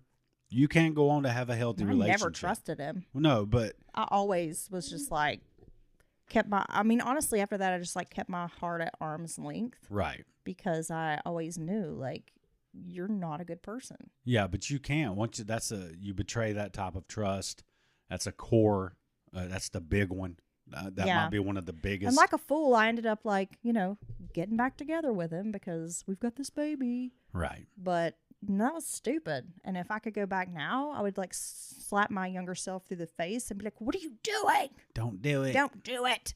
Now, it was during Anne's hospital stay that Michael had begun this affair. So you've got his wife. Wow. She's having these problems, these health problems, a troubled pregnancy. She's in the hospital for a week. You wouldn't even take her to the hospital because you're like a piece of shit. And then you're going to go cheat on her And she's to watching. further be a piece of shit? And she's watching the other little ones at home while you're at work, I just think this is like unforgivable behavior. waving it all around the damn office, like you're auctioning off your body. Oh, God. Is that what you do? No, You wave it around the office? no, I don't have an office. You walk around in your slutty little cargo pants? You're like, see this loop? I could put a hammer in there if I wanted to. That's why I have multiple pockets. Yeah. You see these dickies? Yeah. They have reinforced knees. They do. I know. They're so comfy. I know. I fold them all the time. Now, on the 24th, Pam and Michael had gone on a dinner date. How sweet. Your wife's in the hospital. Let's catch dinner. Like, what the fuck? Afterwards, the couple rented a room at the Holiday Inn. What you doing? Going to the Holiday Inn? Bring them hoes to the Holiday Inn, right? So trashy. Suspecting Pam was engaging in some kind of affair, her husband Fred found out that she was at this motel with another man. So Fred shows up at the Holiday Inn. Damn. And kind of confronts Pam about the affair. I mean, although they were separated, he had wanted to hear about this relationship from his wife and just kind of wanted confirmation that this is actually happening, that she really is at a motel with some other guy. Well, yeah, I mean, they're separated, then there's we're over forever, and oftentimes, one side in a relationship is not moved on as quickly as the other person. Well, and later Fred will say, he had been the one who wanted out of the relationship. He had not been the best partner for Pam. He had been a shitty husband and didn't want to be married to her. And it was like his decision to end the marriage and separate. So this was really more about so it wasn't like a jealousy, like, how could you kind of thing. He just kind of wanted to know, are these rumors or whatever true? Is she really seeing some guy she works with? Damn. Are they at a motel together? Is the guy married? Yeah, he wanted to know. He's an inquiring mind. I wanna know. I mean, who are you fucking at the hotel? At the Holiday Inn. Yeah. I want to know. Now, during this confrontation, Michael told Fred, I'm in love with Pam. Even though they've only been together a couple of weeks. He sounds like a And dork. he's married and has a wife. A that's sick pregnant. wife. Yeah. Michael and Pam spent the night together at the motel. Now, to explain his absence, Michael told his wife he had gone out drinking with some friends. They'd gotten intoxicated, and in order to avoid driving drunk, they had decided to rent a motel room and just sleep it off. I could only imagine if I tried to sell you some bullshit excuse like that. Mm-hmm. I don't think you would go for it. I can't go for that. No can do. Clap, clap. Not going to do it, Dylan.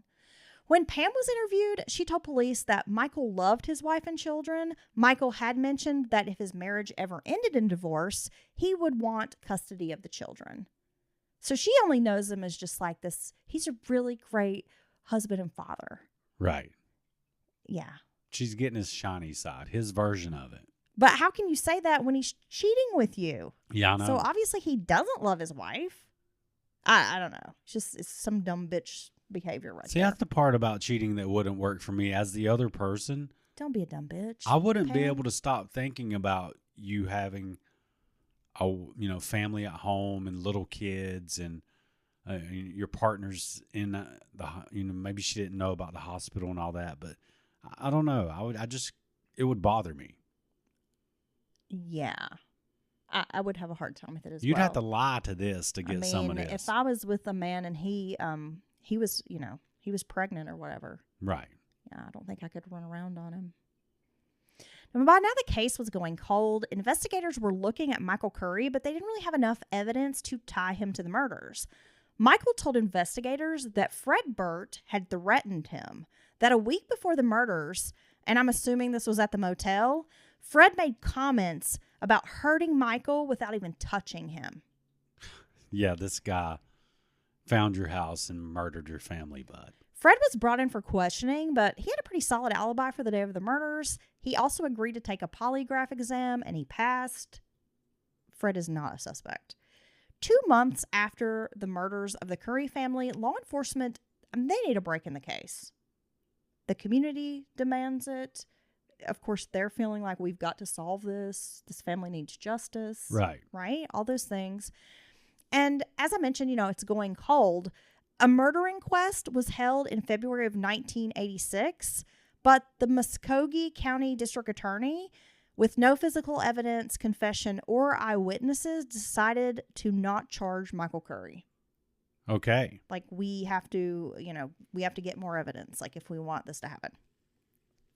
An award for $27,000 was raised and posted for any information leading to an arrest in the case. But even with this large reward, because $27,000 in 1985, that was a lot of money. It's a chunk of change. Right. No leads came in. The case goes unsolved. Michael eventually moves to Dalton, Georgia. He takes a job with Dalton City School District as an electronics technician. During this time, Michael marries several times. He, dates. He has girlfriends. He has no other children. In 1987, Michael became engaged to a woman named Lisa Noman. It didn't take very long for Lisa to end things after Michael threatened her with a staple gun. Okay. Yeah. At the time, Lisa did not press charges. A staple gun. Michael sounds like a real catch. Michael married a woman named Susan in 2006.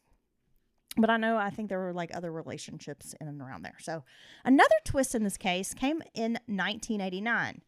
You remember Paul Grable Jr., the neighbor who Michael had like assaulted and then, tried to get help from and just whatever? Yeah. And he made a hole in his wall. Yeah, that guy. In 1989, Paul Grable Jr. committed crimes in the former Curry home. Okay. Yeah. Grable, with a covered face, forced his way into the house where the family had been killed. A 15-year-old girl was home alone. At gunpoint, he forced the girl to perform sex acts. Jesus. Then in 1999, Grable went to another house in a different county. Grable had known the victim's father, and upon learning that the man was not home, Grable again forces his way into the home, beats a young girl, and attempts to rape her. Wait a second. How long? So when did he do the crime across the street? 89? And then in 99 he does it again. Yeah. I mean, how does he not get a life sentence for that first crime? You break into somebody's house, hold them at gunpoint, and rape them? I mean, come on. What are we doing here, folks? We're just letting, rapists and pedophiles run around. We're letting them run our country. I mean, I don't know. I don't know what to tell you. Jesus. So that's wild considering what happened to Anne and the children, right? I mean, did Grable have something to do with the murders? Well, I mean, it gives you pause, right? But he did have an alibi. He had been at work. Okay. During the hours in which the family had been murdered. But how hard did they vet that alibi? Yeah, I know. You know what I'm saying? Do they know he was at work? Did they take a hard look? Did they interview coworkers? Did they check that out? It wasn't until January of 2009, when a new district attorney named Julia Slater took office, that the Curry cold case got a second glance. Slater spoke to the original detective in the case. Ricky Boren was now police chief. In 2009, he'd been, the detective. Right. Back in 1985. Lead detective. Yeah. Now, Boren agreed he would assign a new detective to this cold case. Randy Long was assigned to the case, and he started reviewing the evidence. He felt there was strong circumstantial evidence connecting Michael Curry to the murders of his wife and children. After the murders, Michael had benefited from a life insurance policy, which gave him possible motive. Right. Right? How did they say how big it was? I don't know how big it was, Dylan. Slater theorized that 27-year-old Michael Curry had been desperate to escape an unhappy marriage. He didn't want more children and could barely afford the two he had. Slater believed that on the day of the murders, Michael Curry had gone shopping for a fan, and during this trip, he spotted Anne and Erica shopping at Sears. Michael realized this was an opportunity to get rid of them. He left Sears, returned home, and laid in wait for his family to return. Oh, damn. I forgot they'd been at Sears, too. Slater theorized that Michael dressed in some kind of like jumpsuit or coveralls. He smashed the back door window, trying to stage an intruder. Dude, being in industrial maintenance, He'd have access to like Tyvek suits and shit, Well, yeah, I was thinking about and that. shoe covers, all that. When Anne and the children came home, Michael attacked them with the axe. After disposing of his bloody clothing, Michael hurried to the Kmart store to buy a fan. So not only did the Kmart cashier note that Michael was sweating at the store, but when he returned to the Bradley Center, coworkers described him as, quote, being drenched in sweat. Really? Yeah. Okay. Like enough that they noticed, his hair is wet. He's just pouring sweating buckets. So you think it's from physical exertion or just from nerves? Either or, I'm not sure. Because it's got to be nerves. I mean, even if most people wouldn't be able to do that and be completely normal, right? With this theory and evidence, Slater took the case to a grand jury. The grand jury moved forward with indicting Michael Curry on 2 counts of malice murder and 2 counts of felony murder and aggravated assault for each of the 3 victims. Michael was also charged with felony and malice feticide in relation to his unborn child's death. That charge actually will end up being dropped because Georgia did not have a feticide law in 1985. Okay. At the time of the murders. So that charge will go away. On May 20th of 2009, Michael was arrested at his home in Dalton, Georgia. Anne's family had long suspected Michael. When he was arrested, the family felt a sigh of relief. Michael was granted bond at $300,000 at a September hearing. So if released, he would be forced to wear a GPS ankle monitor. Although I don't think he ever made bond, I couldn't find any information about it. It seems like no one bonded him out. Good. Julia Slater knew there was no DNA evidence. She wanted to be very clear that the circumstantial evidence was strong in this case. She felt there was no one else who had the motive to kill the Curry family. Michael also had means and opportunity. He was committing adultery. They were having financial problems. And at the end of the day, he's going to get a big payout. Yeah, and you could almost argue the lack of DNA evidence on his person is actually, it could be part of your case. Yeah. He's too clean. At Michael's trial, Slater painted a picture of a very bad man, Dylan. His former girlfriend, Pam, testified. She offered up information that Michael had been, quote, too broke to file for divorce. Damn. He told her he couldn't afford a divorce, and he also told her that he could not afford to pay child support for 3 children. When Pam's ex-husband took the stand, Fred said the relationship's demise had been his fault. He had wanted a divorce, and therefore he had no motive to hurt the Curry family. Right.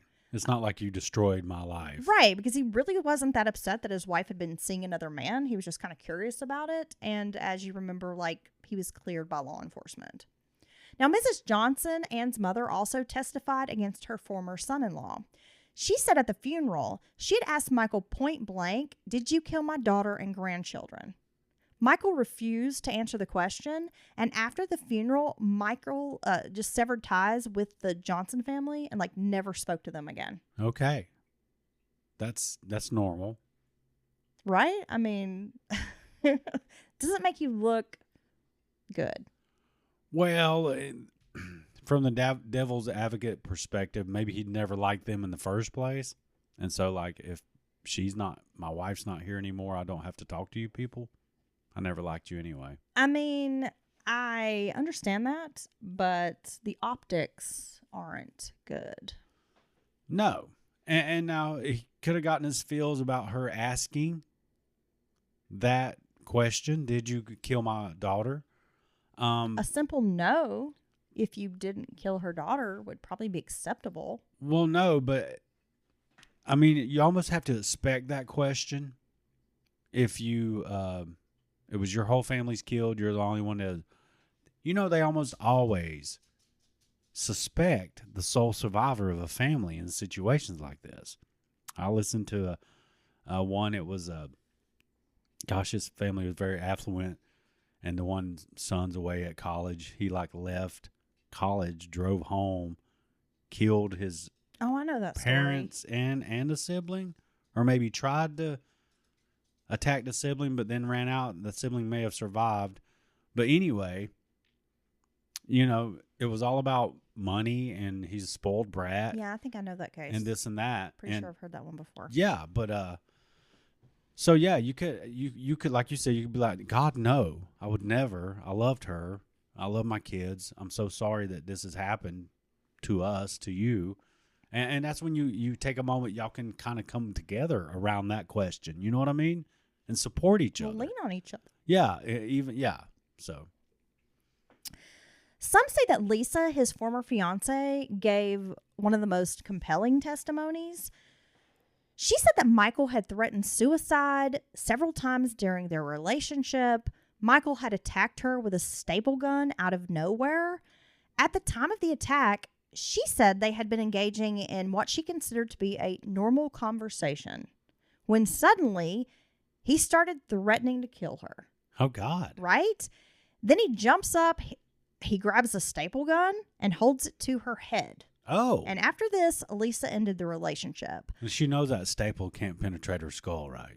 Well, that's the thing is that I'm like, a staple gun, okay. But then I'm wondering if it's one of those like really heavy duty ones or something. Well, no, I had an actual staple gun Well, I was going to say, like, that was battery powered and would, do like the farm staples for fencing, but I doubt it was that. But, well, I'm just saying, I mean, that's pretty scary if it was. well, no, even a regular staple, though it's not going to kill you and probably wouldn't even do that much damage. Even a heavy utility stapler or something you might find around the house with, inch staples or something. It's the idea of it, right? It's scary for someone to violently threaten you, even if it's with a dull spoon, Or just like a regular desk stapler. Well, I don't want it. Because Look, you could like hit somebody with that. It hurt. One of those old school ones. right. They used to have in elementary school. They were black and like heavy metal. Oh, yeah. Yeah. So she ends the relationship, but this testimony really helped paint a picture of Michael as this unstable, irrational, and violent man who could snap at a moment's notice. Well, yeah, I think that's definitely what the story really paints a picture of. Julia Slater, the district attorney, really drove home Michael's alibi as being shaky. He had provided a receipt, but based on the timeline, the interview with coworkers, and lack of witnesses to back up that missing window of time, none of this looked good for him. Michael had also purchased the murder weapon just before the family was killed, and as a matter of fact, that axe still had a price tag on it. Damn, so he never actually likely used it. Also, how would a stranger even know where to find the axe? Right. Because it was kind of hidden in this back utility closet, like the back of the house. Again, kind of odd. Wouldn't a stranger, an intruder, murderer, whatever, bring a weapon with them? Yeah, but not always. But they're not going to go digging through your junk closet to find a weapon. It's going to be something out in the open, knife from the kitchen. Well, that's what I'm saying. A Most blunt- burglars or predators don't just show up like hoping, I'm going to find an arsenal of weapons inside Right. this house. Well, no, and most weapons of opportunity are going to be something out in plain sight, right? A blunt object, lamp, candlestick, I thought you were going to say a blunt. Dangerous a weapon. knife, or like that crock pot. I get to attack you with Oh, that. man, you could throw those hot beans on somebody. Oh, God. That shit would hurt. That would be so fucking terrible. Throw some red beans on them. It's like napalm. Yeah. Oh, God. Jeez. During the course of the investigation, Michael admitted that he had known Anne planned to take their daughter to Sears that morning.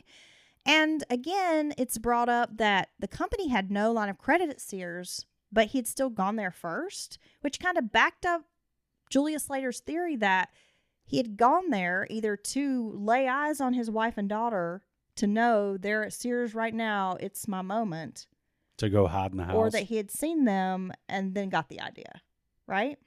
Well, and then I wonder did they bring up his shaky statements to police? Yeah, Changing? I think that was, I think the prosecution brought that up as well. They talked about how Michael's behavior had been strange. He cut off ties with his wife's family. He moved to another town. He'd cashed in on these life insurance policies. All suspicious behaviors, right? Well, I mean, you're going to cash that in regardless. Well, I know, but I'm saying you just cut off contact and then you pretty soon like move to another town, quit your job, move. Right. I don't know. I just think that's all seems kind of strange to me. I mean, if you die tomorrow, I don't know if I'm going to pick up and move. Well, maybe you couldn't stand to live here without me. I don't know. I mean, maybe. We'll see. Now, Slater told the jury how someone had wiped the house clean. They had found no fingerprints because the perpetrator, likely Michael, had cleaned up. Again, how would this burglar or perpetrator know where to find cleaning products, like how to wipe everything down? I mean, well, you're taking a lot of time. Right. And that's usually people aren't that comfortable in a situation like this. They want to be in there for seconds, not minutes. And it's weird. Slater brought up the fact that it was, kind of weird that he lived in the house, but they didn't find any of his fingerprints in the house, like in or around the crime scenes. Well, I can't help that somebody wiped it down, bud. The killer did that, not me. What? I was at Sears looking for fans. The merry maids of murder. They'll kill and they'll clean. Yeah. Oh, dude, that'd be a pretty good show. The defense offered a rebuttal. They said, well, the lack of physical evidence means that Michael had nothing to do with the crime. He didn't commit these murders. And that there was also this very small time frame in which he could have committed the murders. Now, according to their timeline, Michael would have only had about 5 minutes to murder 3 people, then clean up before going to Kmart. If we're going by this original timeline that 12:30 is when they left, get home, he's at Kmart at 12:40 buying a fan. Oh, okay. Right? You're saying when she left Sears and came straight home? Well, yeah, she went to her mother's house, picked up the kids. Oh, yeah, the mother's saying 12:30. Right. But she's not sure about that timeline. And so I'm going to just touch on that a bit, Dylan. Since Anne's mother wasn't sure of the time, we actually don't know when Anne took the children home. So if Michael had spotted Anne and Erica at Sears, he had plenty of time to commit the murders before going to Kmart. He claimed he'd gone to those 2 malls, but there were no witnesses who had seen him at the mall, at the Montgomery Ward, nowhere. So the only witness they could find was at the Kmart at the later time when he actually made a purchase. We have witnesses, employees seeing him at 8 a.m., but not after. And then we have a Kmart employee spot him at 12:40. That's a long time, man. Right. He had been gone for over 3 hours before arriving back at work. So that actually gives him this pretty large window to murder his family. The time of death was a big question. Now, originally, the medical examiner said 2:30 to 3 p.m. However, investigators with the Georgia Bureau of Investigation said the body temperature was taken with a rectal thermometer back in 1985, and that with the heat turned up, because remember it was nearly 90 degrees in the house, this would have been an inaccurate way to determine the time of death. The murders had more likely been committed in the late morning, earlier than that, 2:30 to 3 o'clock time frame.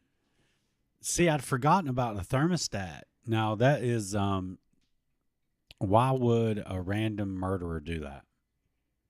Right. Mess with the thermostat. I know. And the heat being turned up had complicated things in 1985. But by 2011, when the trial is happening, forensics had improved. And they were basically able to debunk that original time of death. Really? Yeah, just based on the heat, the rectal thermometer. Yeah. Okay. I mean, I don't know. I'm not a forensic scientist, Dylan, but So they had more insight yes. to the readings, the data provided by the rectal thermometer. They could break it down, and they had more of an idea how the heat being on or whatever would affect. Okay. I got what you're saying. It's all above my pay grade. Yeah. Michael's defense team tried to create reasonable doubt by mentioning an alternate suspect. So the night before the murders, a man named Jeffrey Blacker had escaped from the West Central Georgia Mental Hospital in Columbus. According to the defense, there was a palm print found in the Curry home. and it was said to have similarities with Blacker. However, this evidence had gone missing. Ah. At some point, Blacker confessed to the murders, but then retracted his statements. And in regards to that palm print, it was actually noted as child size. And so Blacker was eliminated as a suspect because it did not fit his palm size at the time. He didn't have child-sized hands. He did not have little tiny hands. Now, the defense also claimed that Paul Grable Jr. could have killed the family because he had been convicted of a violent sexual assault or sexual assaults. But again, he's got an alibi. He'd been at work all day. Right. Michael did not testify at the trial. When the jury finally, went to deliberate, it took them about 8 hours. On April 27th of 2011, Michael Curry was found guilty. He was handed 3 consecutive life sentences. Michael will not be eligible for parole until he has served 30 years behind bars. His attorneys appealed the sentence, but the Georgia Supreme Court didn't agree, and his sentence was upheld in July of 2012. See, when I was younger, I was like, why would you give someone more than one life sentence? And because it turns out that life sentence is not really life, right? Not these days. Which is bullshit. I think if you did something bad enough to get a life sentence, if you get life with no parole, that's it. Well, I guess that's might be the kicker's the no parole part. But that should be it. The end of it, right? You go somewhere to a labor camp or something and you stay there till you die. Yeah, and you can just think about Skid Row's song, 18 and Life to Go. Okay. Life to go. Yeah.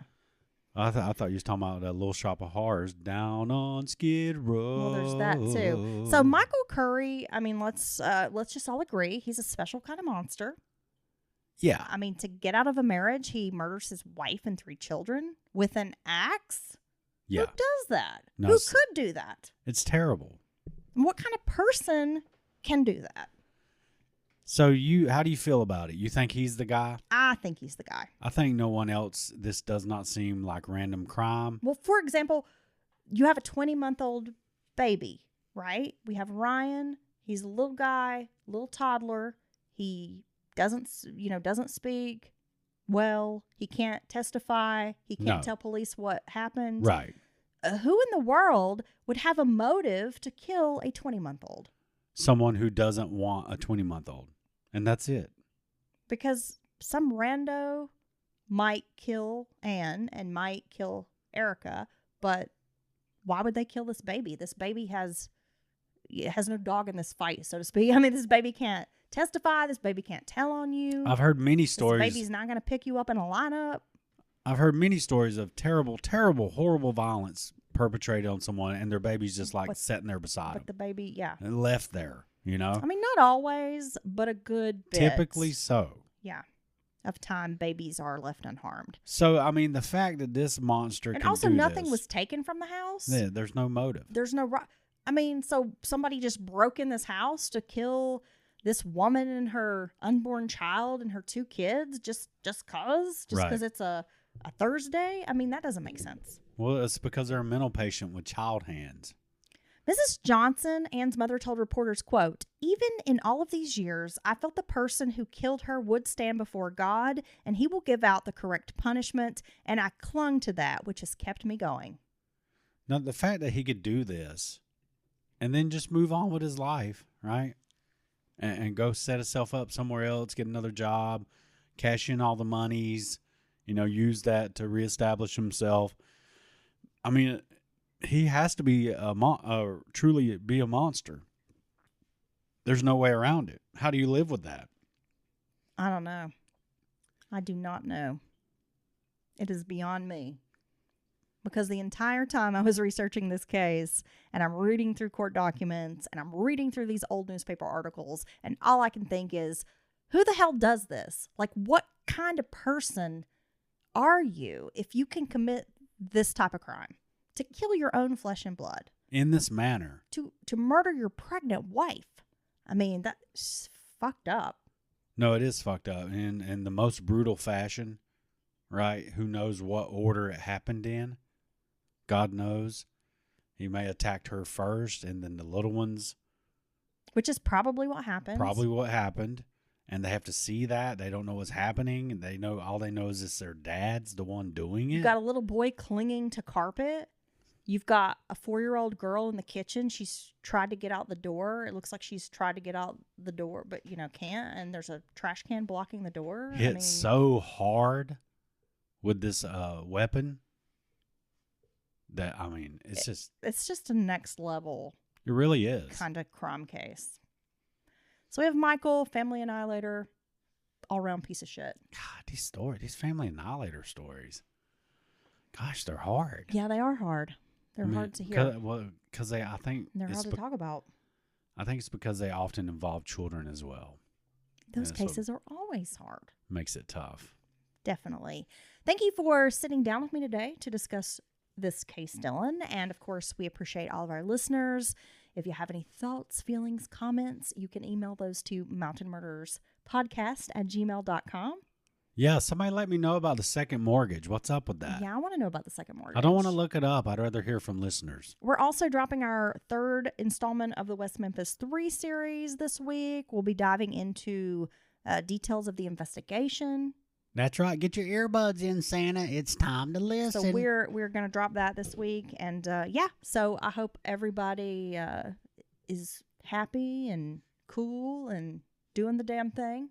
Yeah, and don't annihilate your family. Well, I think that's a given. Don't do it. All right. So bye, Dylan. Bye.